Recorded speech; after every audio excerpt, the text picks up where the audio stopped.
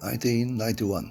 I was serving as a senior executive in an international commercial unit. As a guest lecturer at universities, I was also giving courses on foreign trade and international financial techniques such as forfeiting, factoring, barter, and others. The board of directors made a decision. You are going to Moscow. Why me? I spoke three languages, but I had no idea what was waiting for me. Gorbachev's reforms changed everything. Glasnost meaning openness, perestroika meaning restructuring. The Soviet Union fell apart, a giant empire destroyed, no walls left to protect it. A massive economic vacuum emerged. Russian companies were defenseless.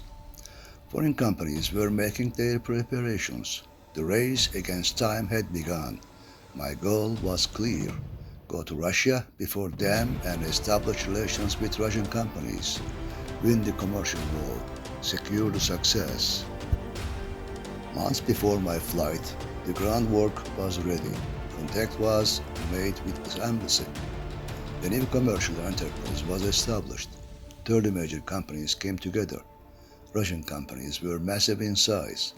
Each titan had nearly 400,000 workers, millions of lives, and I was walking right into their arena. Do you know what it means to sail into the unknown? No rules, no certainty, fear and excitement locked together. My adrenaline was hitting the ceiling. My heart was pounding faster than ever before. A wild heart. It felt like walking straight into nothingness. In other words, you are going to Moscow as a frontier leader. And you know the truth. Very few people have ever gone there like this before you. You are one of the very first, standing completely alone on the edge of a broken empire. Getting a visa was not easy. You needed an official invitation from a Russian company. Otherwise, you could never step foot there. But through our newly built commercial unit, and after a brief intelligence check, the visa was done. The Iron Curtain opened for me. Sheremetyevo 1 International Airport. This was where the foreign planes landed. Back then, the other airport, Vnukovo, was just a tiny station. Moscow was huge, but its gates were frozen in time. The journey into the unknown began. I was on the plane. Then I heard the captain's announcement. We were approaching Moscow. As we began to descend, Moscow appeared, barely visible through the thick fog. My heart was pounding fast. Everywhere was covered in deep snow. The runway was completely frozen, but the landing was a success. The first shock hit me at the plane's exit door. The freezing air slammed into my face, an icy, brutal cold. The ground crew was waiting on the tarmac, wearing their heavy kalpak hats, and every single face was a stranger to me. I reached the customs counter. I had my visa and my invitation, yet the officer started at my face for minutes. He was trying to provoke me, looking back and forth from my passport to my eyes. He wanted to measure my reaction, but I remained perfectly calm. I knew my ground. I had my official invitation. I finally walked out of the customs gate. Someone was waiting for me in the crowd. He was holding a sign with my name on it. We didn't talk much. We walked straight to his vehicle. We got into the car. Now we were on the road, moving through the frozen sheets of Moscow, into the dark landscape. This very road held a dark secret. Later, a person we knew would be dragged out of a car here, robbed of his dollars, and his body would be burned in those woods. I'll tell you that story soon. The car was a Volga, a famous Russian brand from the gas factory. It was a 2-ton iron giant, a massive fortress on wheels. They were driving this Titan on pure ice, no chains on the tires, zero traction, yet total control. There were smaller cars too, like Vaz and Zaz, but this giant was ruling the frozen roads. I hadn't rented a house yet. The commercial unit left this task entirely to me. They didn't provide a ready place. Instead, they drove me far away, deep into the outskirts. They took me to a massive student dormitory. The architecture was bizarre. An active factory was operating on the lower floor, and the student dorms were right above it.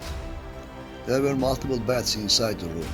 I was going to share this space with another man from my country, a holding employee. But this room held a dark secret. Later, a sudden event would wake me up from my sleep. Someone would knock on that door repeatedly. I'll tell you that midnight story soon. We landed in the afternoon. My first day at the student dorm, I dropped my suitcases in the room. I was starving. I had to eat something. I used my basic Russian to ask, "Где находится кухня?" Where is the kitchen? "Я хочу есть. I want to eat." They pointed up. They gave a short answer, on the 4th floor. I walked through the dark corridors. I finally entered the kitchen. The room was quiet. A woman was standing right in front of me.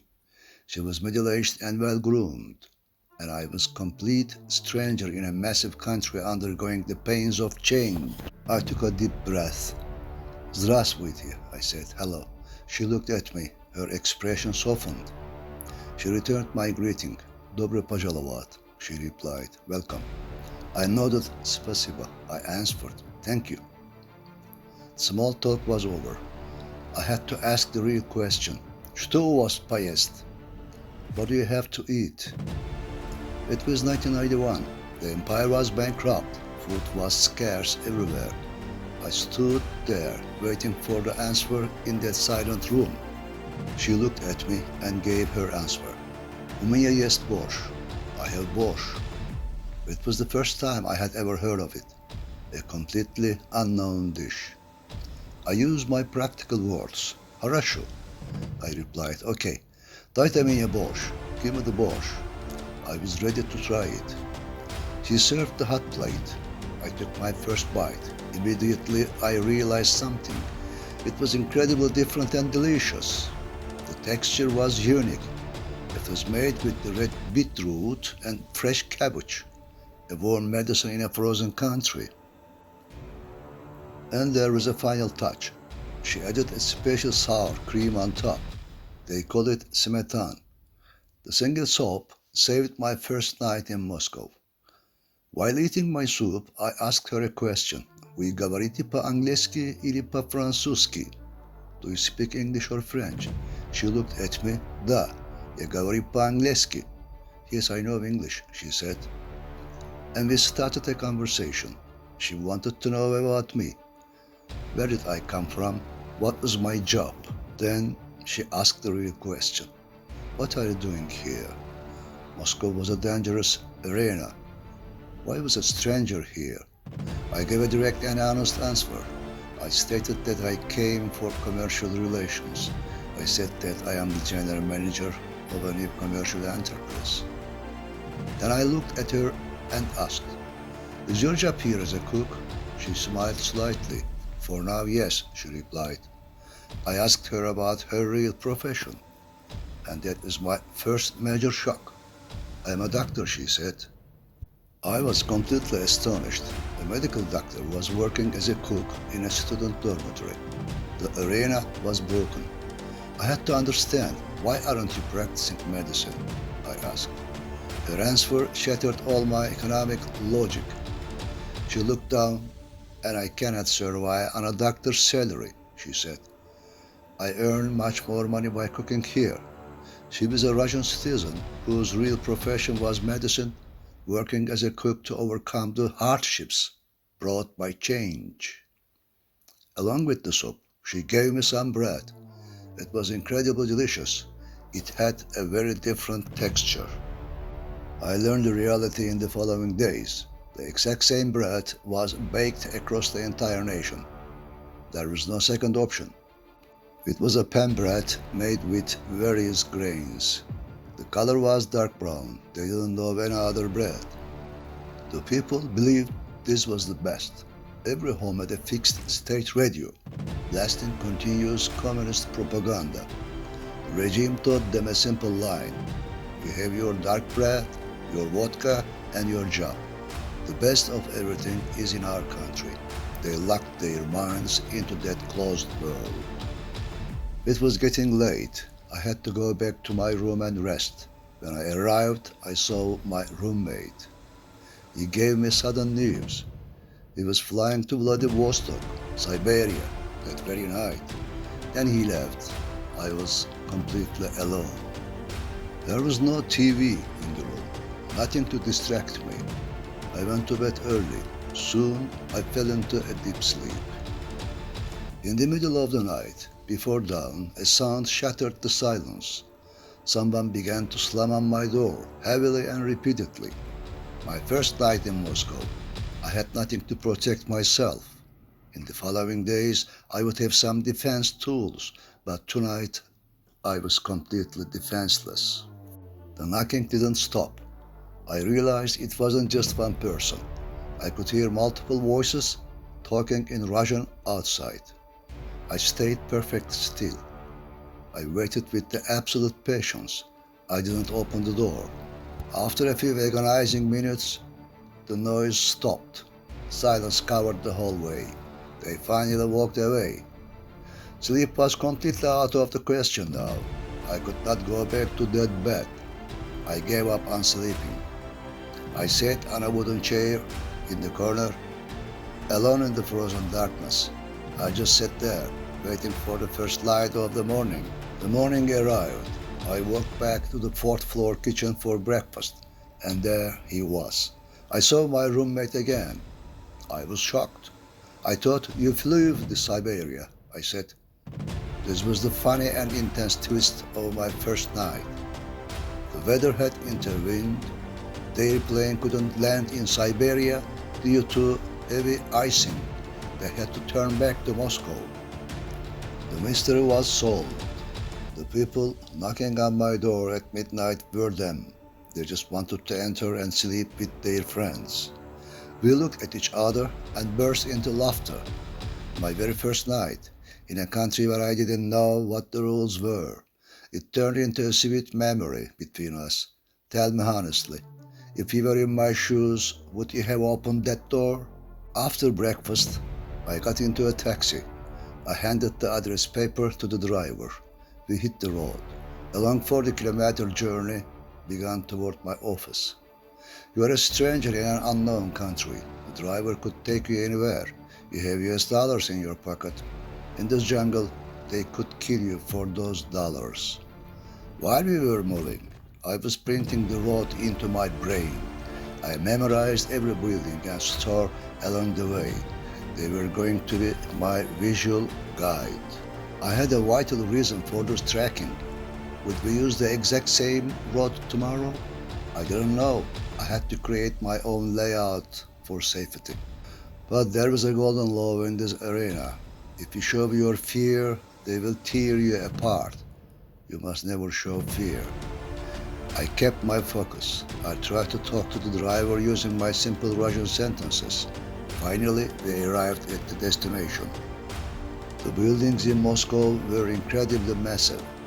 It felt like a whole town lived inside each one, 15 to 20 floors, stretching horizontally across huge blocks. They were the communal houses of the communist era. Most homes had only 1 or 2 rooms. Yet, nobody was sleeping on the streets. Everyone was fitted inside somehow. My new office was inside a long, horizontal, yellow building. It looked heavy and silent. I had no idea who was waiting for me inside.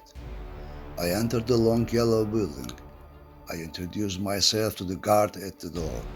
This place belonged to a member company of our commercial enterprise. I already knew the company manager. He had visited my own country before.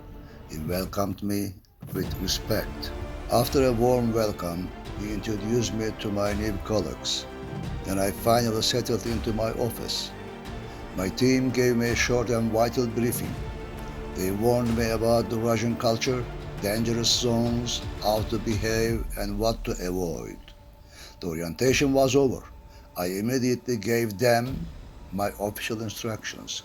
The journey into a business life where I could not see ahead had begun. The cities had a very different social order.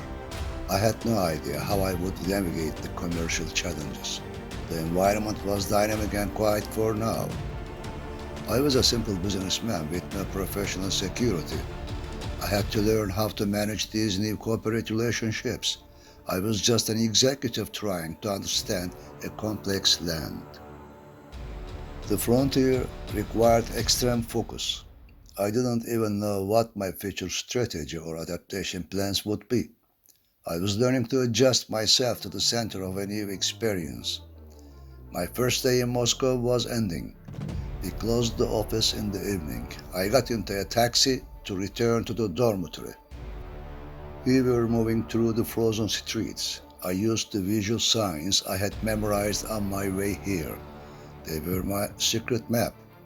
I didn't want the driver to know I was a vulnerable stranger. I acted like I knew Moscow perfectly. I started directing him with my simple Russian. Nalyevo, I said, for right.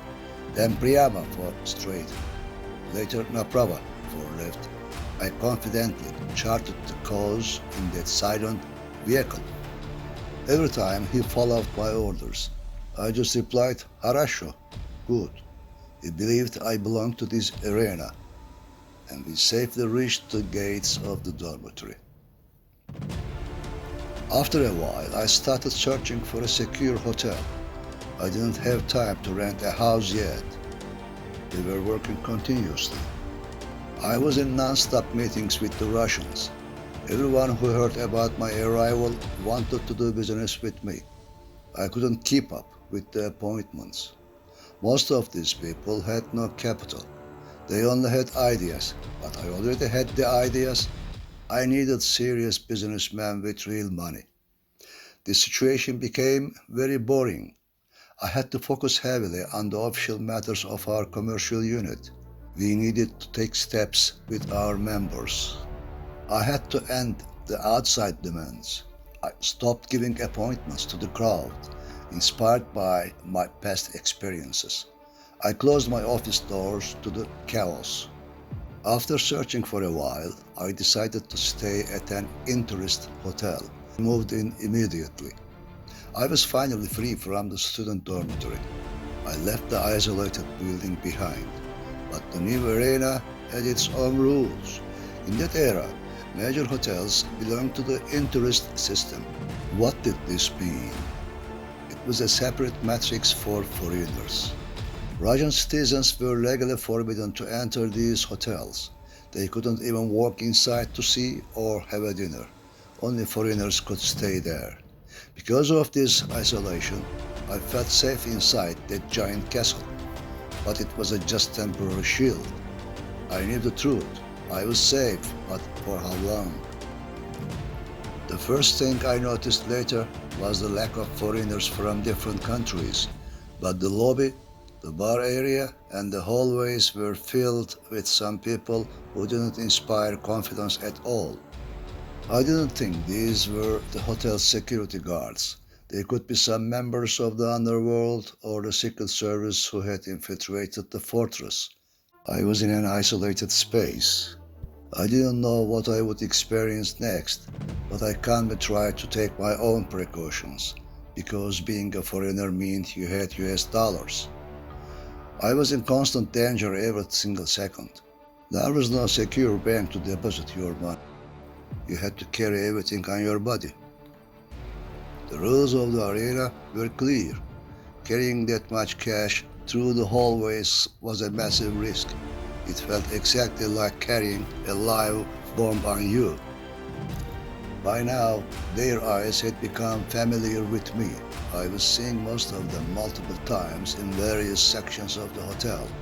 I tried not to linger too long in the places where they were present, and it didn't take long for me to notice that they were carefully studying my behavior.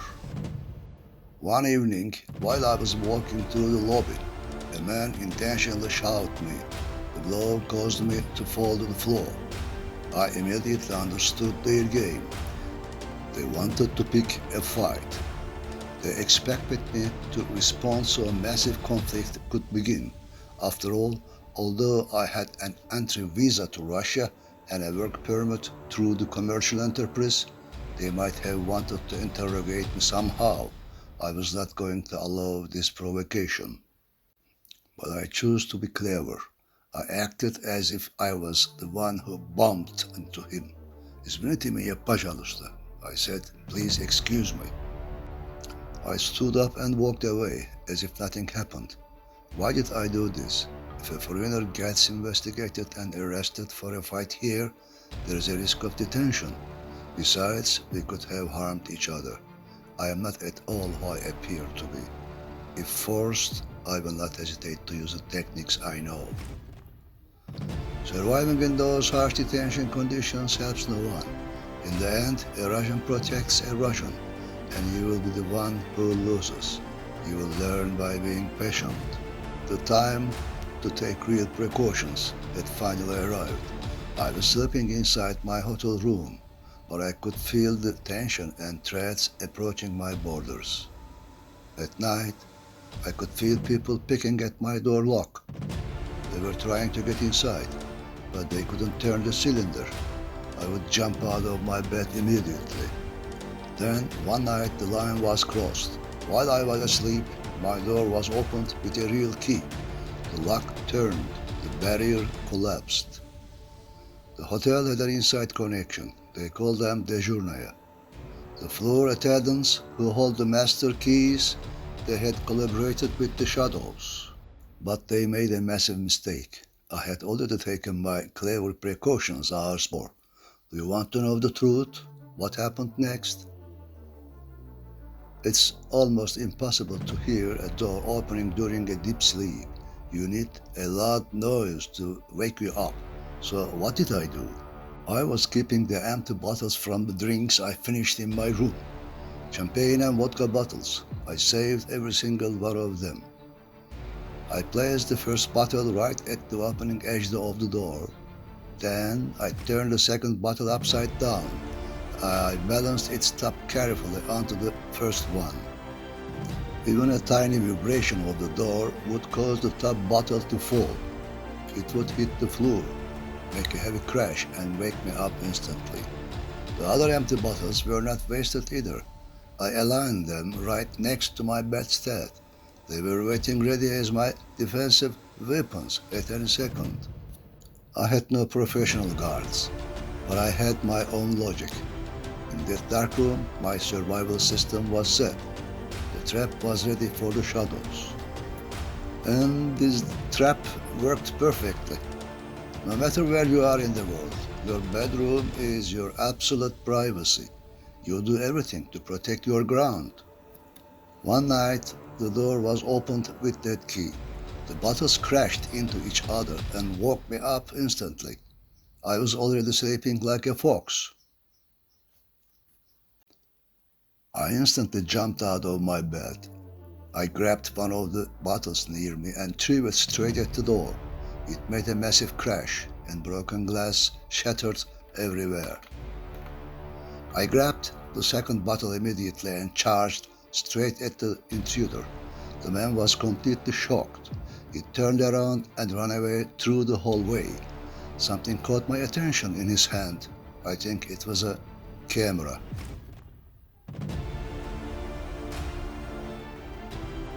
The loud crash woke up the neighbors. The hotel guests rushed into the corridor in total shock. They kept asking me, what happened? How did it happen? I immediately called the reception desk and explained the assault. They apologized deeply and promised to handle it. The matrix of the dejurnaya was broken that night. Nobody took action about the incident. I had to find my own solution. We had a business partnership, but this was a personal survival matter. When I told them, they just said we had a lucky escape. But in the following days, they realized how tough I was. They stopped bothering me completely. They understood that I was fearless. I was determined to protect my territory. Still, I knew I had to leave that hotel immediately and find a real home. 3 days after the assault, I rented a 2-room apartment. It was just a 20-minute metro ride away from my office. The monthly rent was $50. It was a massive fortune at that time. That currency had a staggering ruble value. My landlord became rich overnight.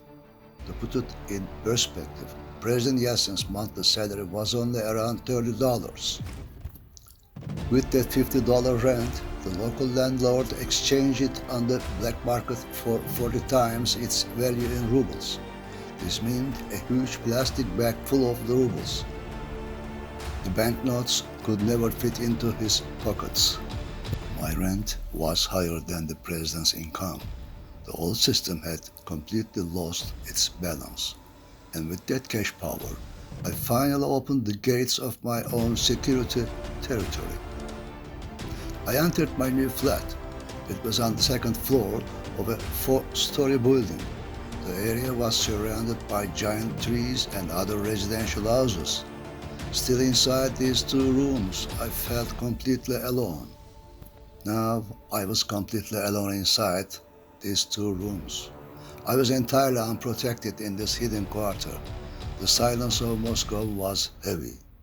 Yet I didn't abandon my past experiences. My signature bottle traps were still standing right behind the entry door.